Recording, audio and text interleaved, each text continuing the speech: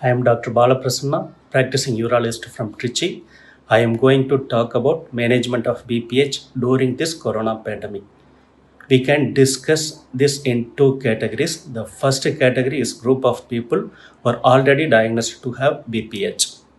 My advice to them is to continue the drugs as advised by your urologist till this health crisis is over. If you are symptom free and feeling better, there is no need to consult your doctor at this point of time.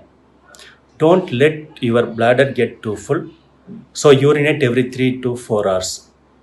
Avoid taking over the counter drugs for nasal blockage, cough, and decreased urine output. This may aggravate your symptoms. Reduce your fluid intake 2 hours before going to bed. This will decrease the frequency of urination during sleep. Avoid taking alcohol, caffeine containing drinks, tea, and quit smoking because they may irritate your bladder. Diet rich in fruits and vegetables are good for prostate. Pomegranate, tomatoes, berries, especially cranberry, are good for prostate.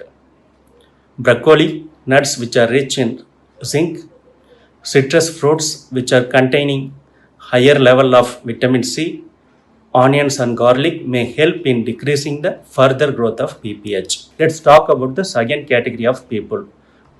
They are patients with symptoms like burning sensation, difficulty in urination, increased frequency of urination, retention of urine, and urgency.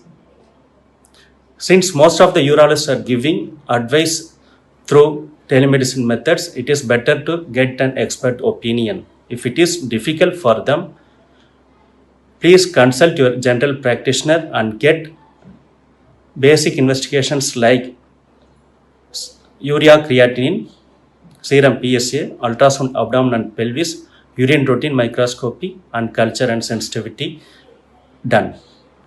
It will be helpful for your urologist to decide better when you are meeting them. Patients with alarming symptoms like passing blood or blood clots along with urine, high grade of fever, retention of urine, and those with family history of prostate cancer should consult their urologist on emergency basis. It is better to avoid definitive procedures like TURP at this juncture. But there is no harm in undergoing small procedures like catheterization or suprapubic cystostomy for retention of urine if needed. Thank you.